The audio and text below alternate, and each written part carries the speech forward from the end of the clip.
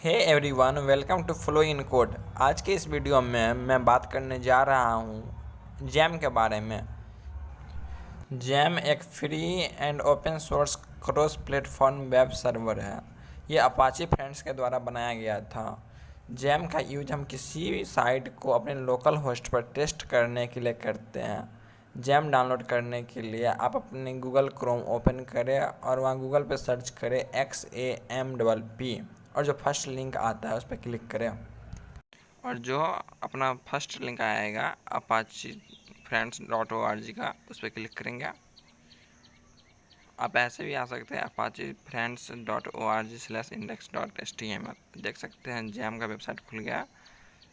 Jam एक Apache server है जो कि MariaDB PHP Perl को सपोर्ट करता है। जैसा कि आप यहाँ पे देख सकते हैं, what is jam. Jam is the most popular PHP development environment.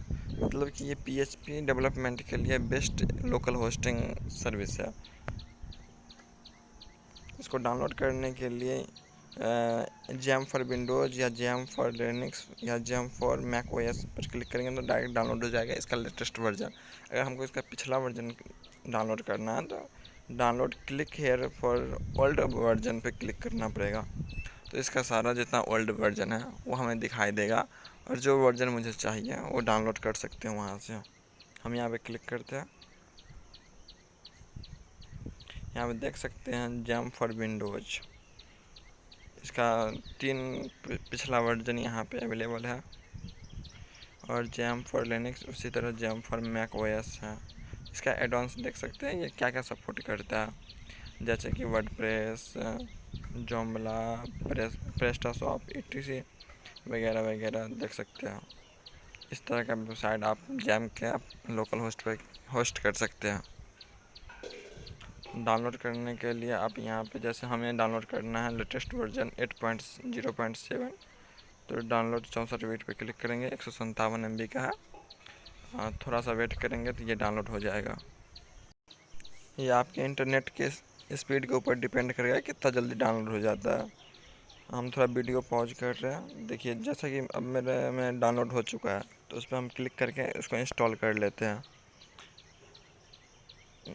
ये एक परमिशन मांग रहा है, यहाँ पे हम यस कर देंगे।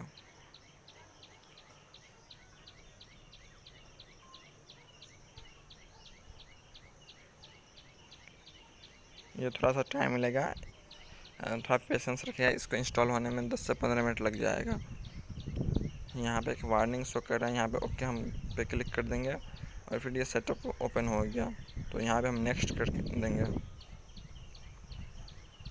और सबसे इम्पोर्टेंट पार्ट यहाँ पे सेलेक्ट कंपोनेंट है। तो यहाँ पे सर्वर कौन सा चूज करना है, प्रोग्रामिंग लैंग्वेज कौन सा चूज करना है, ये सब यहीं पे चूज करना पड़ेगा। तो अपाची सर्वर में और प्रोग्रामिंग लैंग्वेज में PHP मस्ट है, तो इस दोनों को अनसेलेक्ट नहीं कर सकते हैं। और ऐसे ये ज़्यादा स्टोरेज नहीं खाता है, तो आप सब टिक रहने दीजिए। देख लीजिए अपने हिसाब से, फिर सारा टिक रख करके और नेक्स्ट पे क्लिक करिए। अब ये इंस्टॉलेशन फोल्डर चूज करने को कह रहा है, तो आप चाहें तो इसका पाथ चेंज भी कर सकते हैं या तो डिफ़ॉल्ट भी छोड़ सकते हैं। मैं इसको डिफ़ॉल्ट छोड़ देता हूँ C ड्राइव में। फिर नेक्स्ट पे क्लिक करते हैं और फिर ये लैंग्वेज पूछ रहा है कौन सा लैंग्वेज में चाहिए, तो इंग्लिश ही डिफ़ॉल्ट छोड़ सकते हैं। फिर नेक्स्ट करते हैं। फिर यहाँ पे जैसे ज़्यादा अगर आपको इसके बारे में जानना है टिक रहने दीजिए, वरना अनटिक कर सकते हैं। फिर नेक्स्ट पे क्लिक करते हैं तो एक वेबसाइट पे ओपन हो जाएगा और वहाँ पे इसका और ज़्यादा डिटेल दिखाई देगा। तो आप पढ़ सकते हैं यहाँ पे कैसे क्या है और कैसे यूज करना है। और भी ज़्यादा जानकारी जानना है तो यहाँ पे देख सकते हैं आप। इसको हम हटाते हैं और चलते हैं अपना इंस्टॉलेशन के पार्ट पे। यहाँ पे हम नेक्स्ट पे क्लिक करेंगे और ये इंस्टॉलेशन का में आपको 10 से 15 मिनट टाइम देना पड़ेगा पेशेंस के साथ।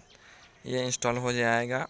इसमें थोड़ा टाइम लगता है, ये डाउनलोड होता है कुछ कंपोनेंट और फिर ये अनइंस्टॉल पार्ट यहाँ पे आप अलाउ कर दीजिएगा, अलाउ एक्सेस। ये नेटवर्क का फायरवॉल का परमिशन है, तो आप दे सकते हैं।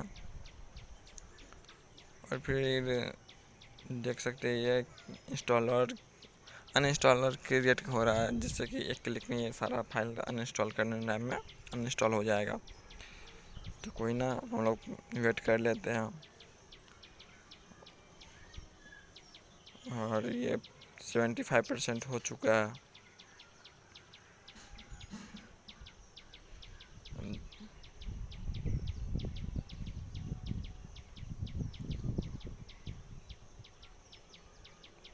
देखिए अब ये मेरा ना इंस्टॉल हो चुका है।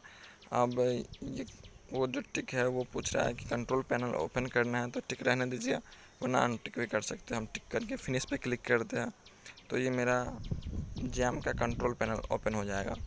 और यहाँ पे देख सकते हैं ये इसका सेटिंग्स है, इसका ये सर्वर है और लैंग्वेज है, MySQL डेटाबेस है। इसको आप चाहे तो कॉन्फ़िग भी कर सकते हैं। कॉन्फ़िग करने के लिए कॉन्फ़िग पे क्लिक करें और यहाँ पे जो आपको कुछ चेंजिंग करना है तो चेंजिंग कर सकते हैं। मैं इसको बाय डिफ़ॉल्ट ऐसे ही छोड़ रहा हूँ। फिर आपको जैसे अपाचे सर्वर स्टार्ट करना है तो स्टार्ट पे क्लिक करिए और ये स्टार्ट हो जाएगा। बाय डिफ़ॉल्ट ये 80 पोर्ट पे आपका ओपन होगा।